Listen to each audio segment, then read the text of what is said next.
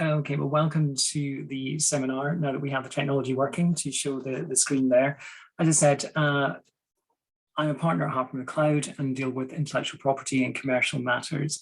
What we'll be looking at today is really just a general overview of intellectual property to make sure you understand how it fits in with your business and how you can exploit it and use it to its full potential to protect your business fully, but also make it attractive to investors. If we go on to show the next slide, we'll show the summary of the various aspects of intellectual property we'll cover.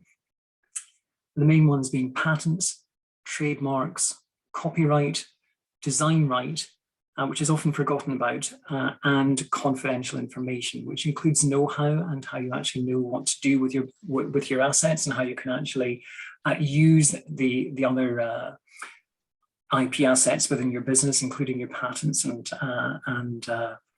confidential information as that goes through. If we move on to the next slide, we'll see that the first topic I'd like to cover is copyright. Now, this is a rather unusual, well, it's a very historic right, but also quite unusual in the way it's been adapted to cover different things within your, as technology has developed. It was originally set up to cover, as it's stated there, literary, dramatic, musical, or artistic works. So really aimed at artists who create something in that way and give them the protection that no one can copy what they have created. Now, the law is a little bit slow at reacting in trying to sort things through. And in particular, we have because IP rights and copyright gives a monopoly in some way, it gives people a right that they can enforce against others. It's not something which develops organically, and it has to be covered by statute. And when people were looking at it, they suddenly realized computer software was something which had been created and no one really knew where that fitted in with IP rights. I'll come on briefly later to discuss patents, but it's very difficult. It can be possible to obtain a patent for computer programs, but very, very difficult to get that. And it's really just more for particular algorithms, you may have that possibility. But the decision was taken that the most suitable place to cover software was within copyright on the basis that in the eye-readable form, it is code which is written down, so it is seen as something which can be written and therefore which can be copied. So if you are looking at computer software, copyright is really the only, I would say, the primary protection which you have on that. One aspect which I would flag to everyone to be aware of is the use of open source software. Now, open source, I'm sure you will all be familiar with it, is where software is made available and you're told basically you can do what you like with it. The owner is not claiming copyright in it and often is actually encouraging people to use it as a way of developing other programs. What is very important with open source software is to check the terms of any license which you are given there. One of the difficulties which we have with it is that we have, there can be something hidden in the license terms of the open source software to say that there are certain conditions if you use it as to what availability it will make to other people. And this can be particular concern to investors if they suddenly want to look through the licenses and you are told that somewhere you're being asked to make anything you create using the open source software available to someone else. That may only be for development, not necessarily for commercial use, but it will be something which rings alarm bells to say go through that. So always please check if you are using open source software, if there is a license condition in there, and just bear that in mind to the extent that you're using it. Now, because we've talked about something which is written down, and it's the computer software is written in eye-readable, although it's formed to actually show that it is a work, if you like. It's the same as a dramatic, that's regarded as a recording or a musical work. It must actually be recorded in some way. And that's so that the concept of an idea is not covered by copyright. Just when I mention that is to, we get a lot of people coming to us saying, I've got this great new concept or business model or idea to take something forward. If it's an idea, it is not protected by copyright or any other right. I'll come on to it later. Your protection is confidential information. So it's important you recognize an idea is not of itself protectable. Copyright is the longest of the various IP rights, as it continues for 70 years from the death of the creator or the author, which is an incredibly long time to go through. So that's why it's only recently that a lot of works are now coming out of copyright. You'll suddenly see all Penguin classics suddenly being published and putting through that. And that's because the 70 years come up. Suddenly you'll see a lot of films coming out. And that will be when the 70 years come up and they can adapt the films without having to get a copyright license. The one exception, just for those of you who want to be able to answer a pub quiz, is Peter Pan by J.M. Barrie, where it has been granted a special perpetual copyright by statute. So the royalties go to the Great Ormond Street Hospital. He had left them to that in his will.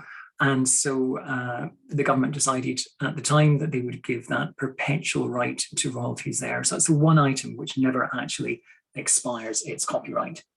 If we'll go on, I'll just cover now who owns a copyright which is created. And the key is that it is owned by whoever creates the work. Now, you can have issues there if there's a number of you collaborating. It's very easy if it's one of you getting on with doing something. If there are a number of you, it can be, it is effectively can end up being owned jointly in some way. And the other point to note is if something is created by computer itself, then it is whoever programmed the computer or instructed the computer to carry out the work who will actually be regarded as the owner, since the computer itself can't create it if it's machine generated. Now, for those of you with businesses, you've got to then decide how you deal with it. Where you have an employee, it is a provision of the Act that anything created by an employee is deemed to be owned by their employer. Now, you've got to be careful with what is covered there, because there will be arguments about whether it is in the course of employment, what if someone does it at the weekend, at night. A lot of us now home working, we're doing a lot as we go about. We just feel we've got some spare time, we'll do something. There are now very blurred lines between work and home life, if you like. And so it can be quite difficult to argue what is covered there. If you have an employment contract, it can be very useful to say anything the employee creates belongs to the employer. But employees, if they're switched on, will push back at that and say it can only be doing when it's only in the course of their employment, something to do with their employment. That's probably a reasonable balance. If it's connected with your business, if it relates to the type of business you're doing, you would understand that it should be connected in some way to sort that out. Especially if people start using, everyone uses one laptop for home and work use. What assets are you using? Is that in the course of your employment or not? So the assumption, though, is that your employees, if they are employed and that's being paid PAYE, it will be owned by the company or the employer. Consultants, however, are the complete opposite. The assumption is that it remains owned by the consultant, not by the person paying for them. Now that changed in 1988. Before then, it had been consultants. If you paid for work, it was effectively work for hire, which is a very US term which is used. You'll often see that. Someone will say this is a work for hire, which is to try and indicate under US laws that that is something which is going to be owned by the person paying for it. And consultants were treated, or self-employed were treated in that way until 1988. An awful lot of people still think they're treated in the same way as employees. They've not caught up, although it's a very long time ago, they've not caught up with that change. And there is an assumption that if you're paying for something, you should own it. But if the contract is silent, it's the consultant who owns it. So do take care when it's any third party who is not an employee that you're working with. Take care of what the contract states. If you don't have a contract with them, it will all go down to what is actually implied. And that's where lawyers like us have an absolute field day. We can make any argument we like, depending on who we're acting for, to say there's a scope of license. If you're paying the consultant, is ownership transferred? If it's silent, probably not, but you could be given a license to use it. Is that license exclusive? Is it non-exclusive? Is it only in your own business? Can you grant sub-licenses? Is it territorial? Does it allow you to enhance or develop what's being produced? All those things suddenly come into the mix and are arguable. The basic point, if there's silence, if I'm acting for the business, is to say that there is an assumption that if you paid for it, you should have an exclusive right to use it, limited to your own business. But it's not always clear and could give rise to issues in the future. So if you think there are any consultants out there, do look at your contracts very carefully. When people are getting ready for investment, it's quite common for there suddenly to be a panic about this and what's called a confirmatory assignment or assignation to be entered into. And that's really going back to all those people that may have been involved and say, just can you please sign this document saying everything you created for this project is owned by the company or the business. That will often be looked for by investors. If you're needing that sort of support, think about how you can get that. It's very useful. It's better probably to do it at an early stage when people are all very friendly and there's no thought of, do I have any leverage here where I can put pressure on the business or hold out for something to try and get back on that. So if you're at that stage, do think now, if you suddenly think after this, I hadn't thought about that, I may not own the IP, think about trying to get that confirming assignment as soon as you can, just to give something on record. Even if it's just an email, it wouldn't be ideal, but just an email from someone saying, we agree you own everything, would at least give you a trail to argue against them claiming any rights going forward. I'll move on now to cover how copyright is infringed, which arises where you copy the work, where you issue work to members of the public. Now, this isn't really a business sense of what is sorted out there, where the work is rented or lent to the public, performing, showing or playing a copyright work, which is really more for music or artistic or plays, etc. Communicating the work to the public, and also adapting the work or doing any of those in relation to an adaptation. So this is the important thing for copyright, which distinguishes it from other rights. It's basically in the name. It is a right to prevent copying. It doesn't give you a monopoly on the concept or the idea. So if someone takes, for example, let's take computer software, if someone sees what your software does and decides to create their own software with the same functionality, they have taken the idea, but they have not copied the actual software. And on that basis, there is no infringement. You have to actually show that it has been copied. It should also be a substantial part of the work. It doesn't have to be the whole work which is copied, but it has to be something which is there. So it would be key functionality in the case of copyright, in case of software. In other, if you're looking at websites, can be copied. Anything which you see, which is out there. What some people do with software is put a deliberate bug in there, a deliberate error, so that if they do believe someone has copied it, if they can show that that error is in the other work, they can say you must have copied this because you wouldn't have included that bug deliberately. So that's one way to give yourself some protection if you think there someone is possibly going to copy what you've produced. It's also important to remember in this that this applies to photographs, to written work, to anything there.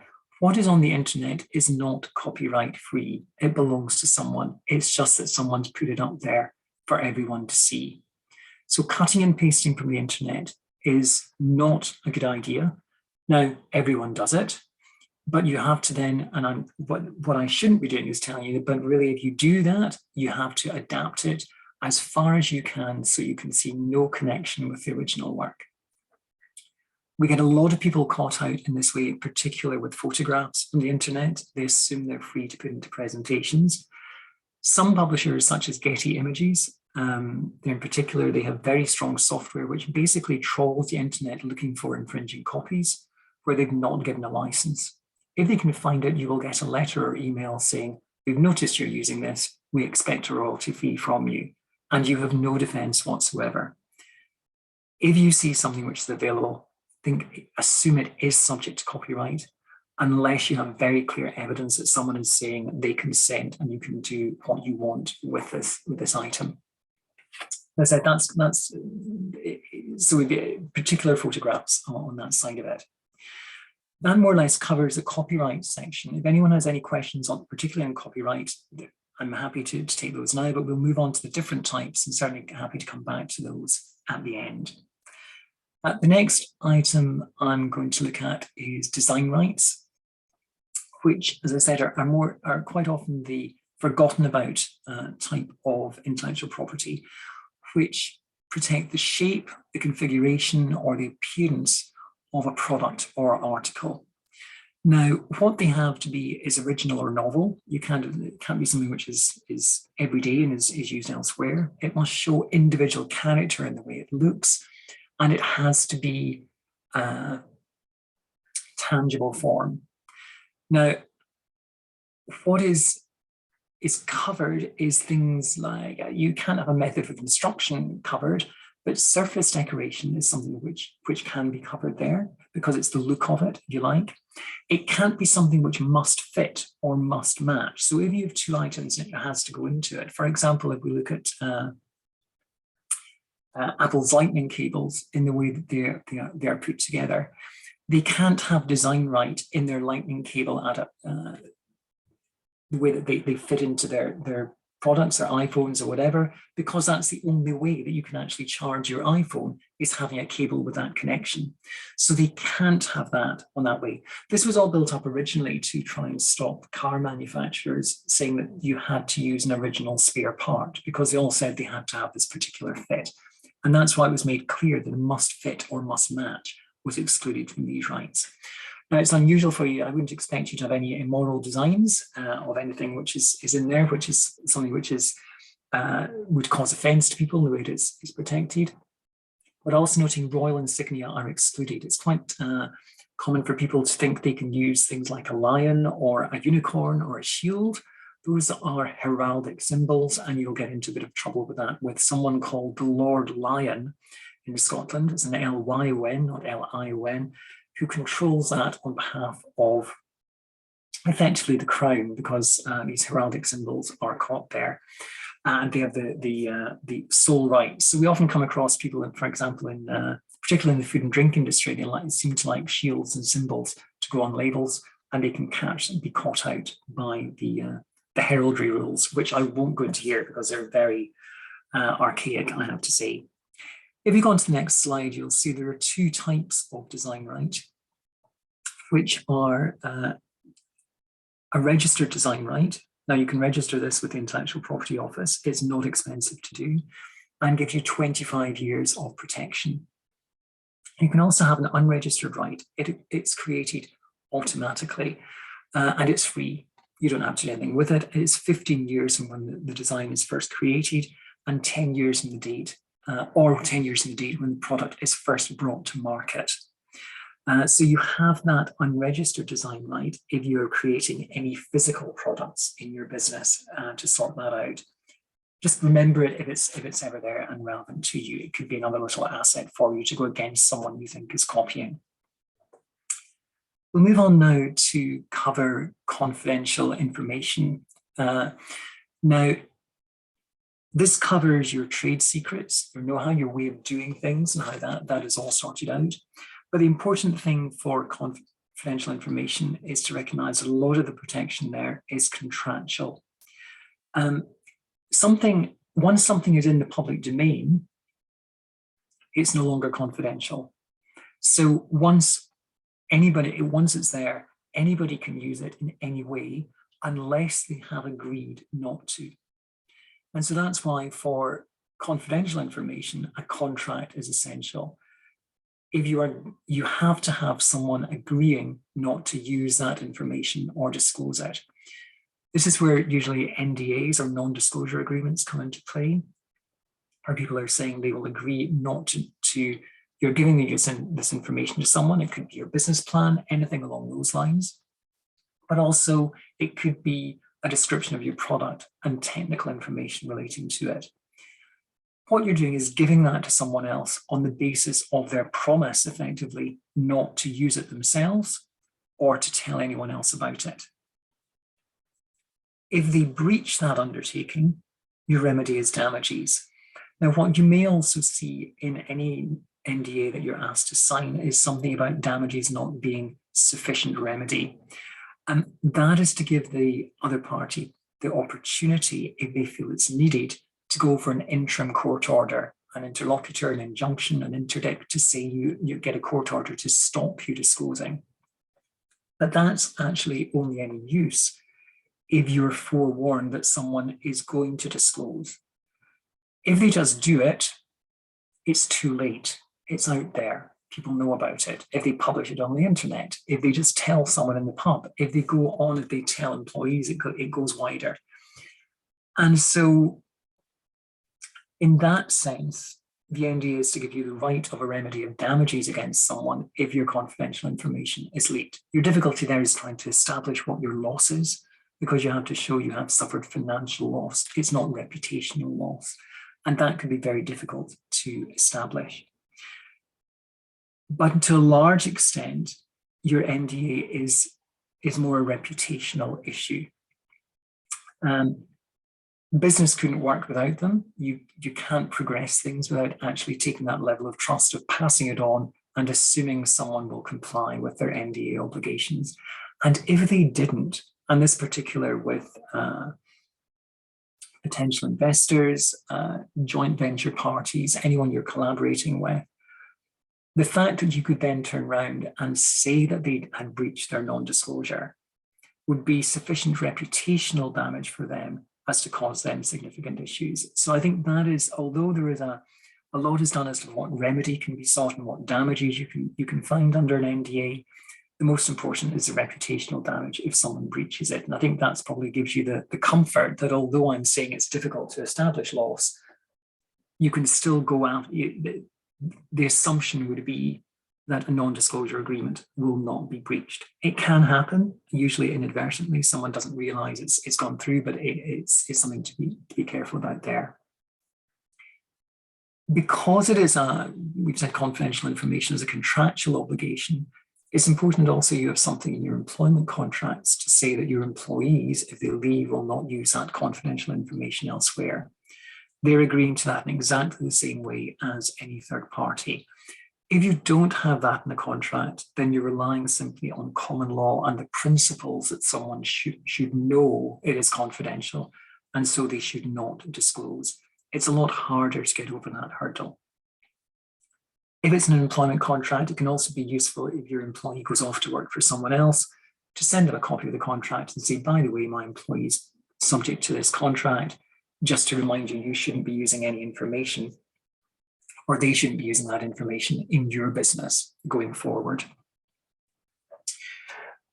What we've covered so far, with the exception of design right, we touched on, is really the sort of unregistered rights. They're the ones which are the sort of soft rights, if you like, and are there automatically because there's something which is created. What I'm going to now go on to is the registered rights which you can have, which cover trademarks and patents. And we'll look first at trademarks. Now, a trademark is described as something which is a badge of origin. It is something which gives an indication that the product or service is related to a particular business and shows where it came from. It has to be something which is recognizable, and it's got to be a sign, a design, or expression, and will relate to products or services. And it's seen as your cornerstone of your brand. It's the way that people will recognize you. Maybe your business name, it doesn't have to be. It can be completely separate from your business name.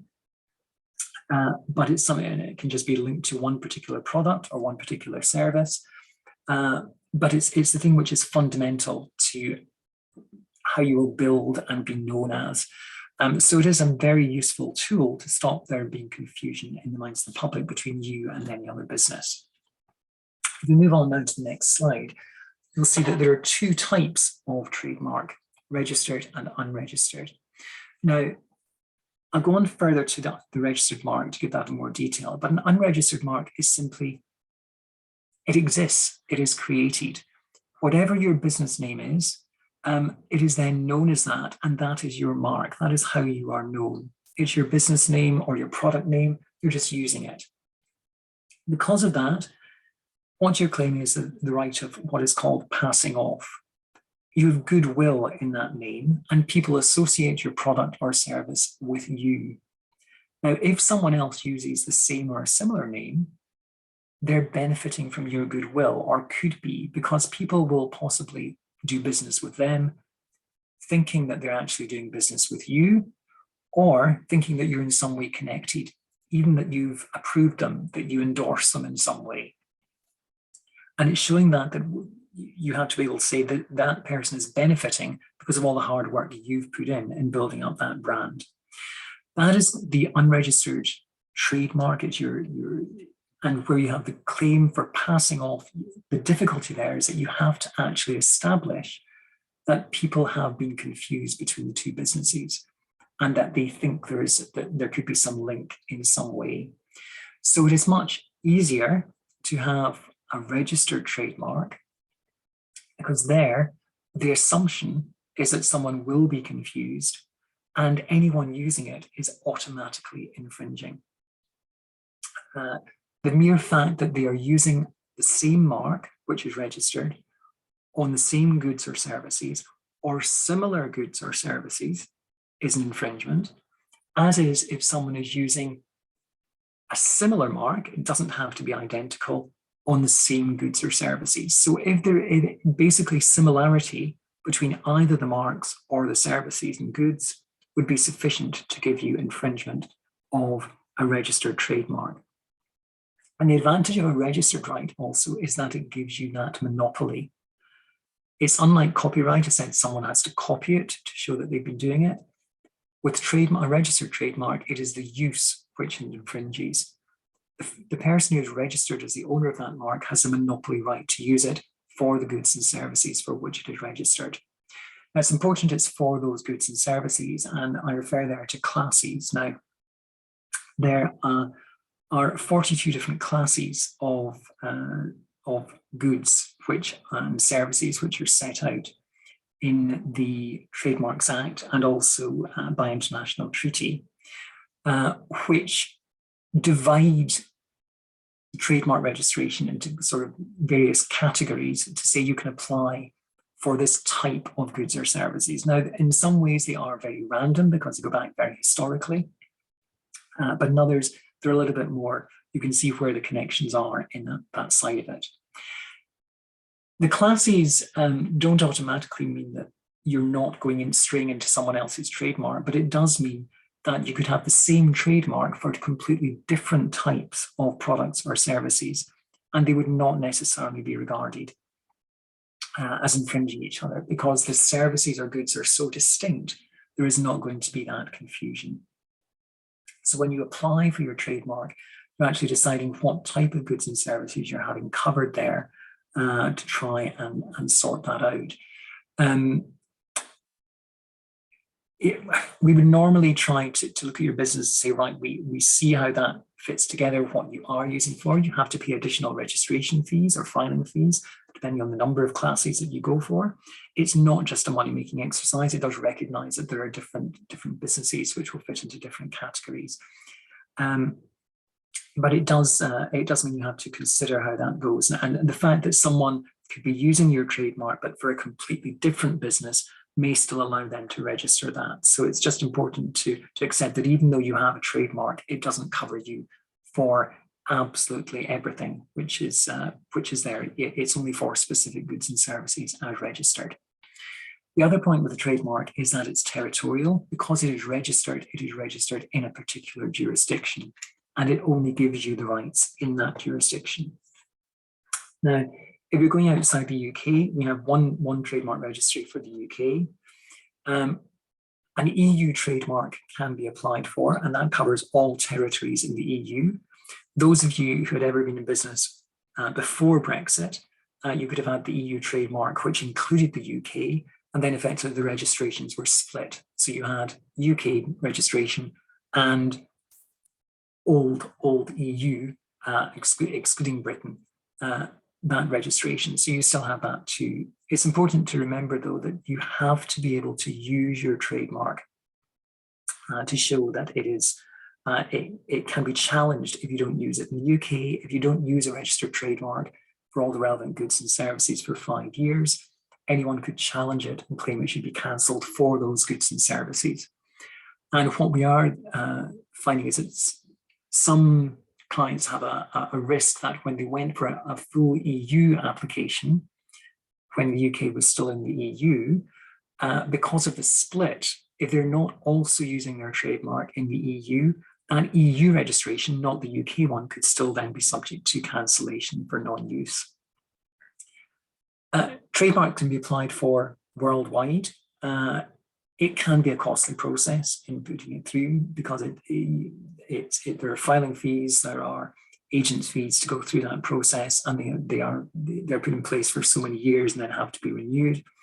But you do run the risk, if you don't get that trademark protection in place quickly, that if someone else in that country registers the trademark there, that could block your registration in due course because you're only covered in the countries you've applied for.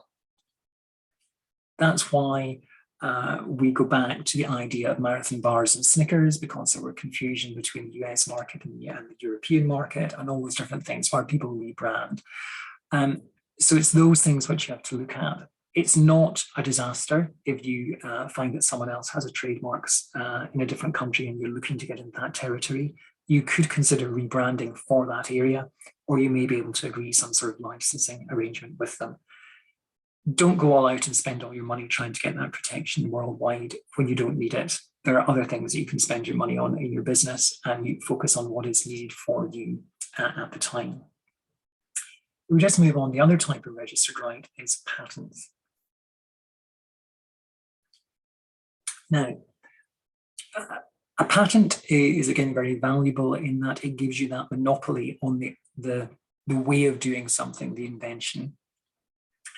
And because of that, it has to be innovative. There are 3 key areas which have to be covered by any patent application. It has to be something which is not already known to the public. It has to be novel. It has to be something which is not obvious to someone skilled in the art. So if someone, and that is not just someone who's, it has to be someone who's relevant in that sector. It's not saying nobody would come out, or man in the street, man in the Clapham omnibus, which is a very legal term, which is going back to Lord Denning, which shows my age in the Court of Appeal. So referring to that as a person in the street, if you like, to say that is what they would come up with. It has to be someone with appropriate technical knowledge. If they would regard that as something, well, yes, of course we do that, then it wouldn't get through as a patent. And it has to be capable of industrial application. If you can meet those terms, then you can consider applying for a patent. And it is a very strong thing because it stops anyone else using that technology, that concept, that idea in any way, but again, in the territory. Now, I talk about novelty there. And although your patent is granted, for example, if you're only applying for a patent in the UK, the novelty has to apply worldwide. And so if someone is applying for a patent, the examiner will start trawling through worldwide records to try and see if there is anything which they would say actually is not new. Someone came up with this. It doesn't have to be something which is registered. It could be something which someone has published on the internet. It could be a university thesis paper. The one example which is given is that one application was actually rejected because the examiner was able to find a very similar product in an edition of the Beano. They saw it in a comic strip and said someone had come up with that idea, not for industrial process, but just basically in a comic book story. That was enough to show it was something which had come out beforehand and was something which was no longer novel. It is also the risk that someone could subsequently claim, because the examiner won't, if the examiner hasn't found it in their examination, someone 5 years down the line could still try and challenge it and say, actually, we've now found something which shows this wasn't novel at the time it was applied for. But if you can get through that process, a patent, as I said, is very, very valuable on that basis. What I didn't mention, just thinking about on the trademark side, was the duration of trademarks. They last for 10 years, but are perpetually renewable. Now in the UK, the filing fee is £200, 170, but it's paid online. And every 10 years, you repay that filing fee to give you that protection, but it can just be renewed in perpetuity. By contrast, if we look at the next slide, we'll see that patents can only last for up to 20 years. And what you have to do is start paying renewal fees after 5 years, which the longer it goes on, the higher those fees become, because you're stopping things going out into the general use and you're being given that monopoly for a longer period. As I said, they are subject to challenge. If someone has the idea that really something was missed by the examiner and there is now something, they can find something to show that it was known, it was already in the public domain, or there was something, or it would be obvious to someone, and that comes out subsequently, someone will challenge the patent which is already there.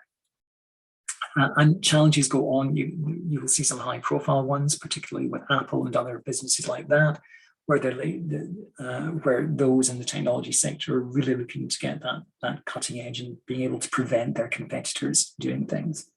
In some cases, we also have the case where a lot of people will actually, or some of the larger businesses, multinationals, will actually buy up patents just to stop someone from using them and giving themselves that protection to sort that out. Like a trademark, they are territorial. They only apply in that territory. So if you have a patent in the UK, you can't stop someone using that technology in France. You can't stop someone using it in the US. And that's why we're going through the process with a patent agent. They will suddenly get excited about international registrations and what stage you have to go to as you go through that process. There is a period when your application goes in that, although it is public, if you like, you have filed it, you have a period then to consider whether you wish to extend the territorial extent of your application. You can get up to 2 years basically to cover that and start applying for patents in other jurisdictions. Once you go past that point, you can't then decide, oh, now I'll go and get a patent in the US, or now I'll get a patent in Australia, because it is then in the public domain, and the fact your own patent application will prevent you applying for a patent elsewhere. So that is why you will suddenly get pressure to think about the territorial extent of your patents at quite an early stage in that process. By contrast, trademarks, you can decide to go into a new territory at any time, even though they're territorial, because there's no obligation on that to be new work. There's no requirement for novelty. That has been a very quick canter through all the different types of, or the main types of intellectual property you may come across. I hope you have found that helpful in trying to just sort of bring together some of the issues you may face as a business, and just trying to point you in the right direction to give you that comfort there. And hopefully you've taken some pointers from that. I'm very happy to take questions now on any of the topics we've covered, or if there is anything else. And I'm sure also there will be chances for follow-up questions. My contact details are on the slide there. And if anyone has a follow-up question at a later stage, then please just get in touch.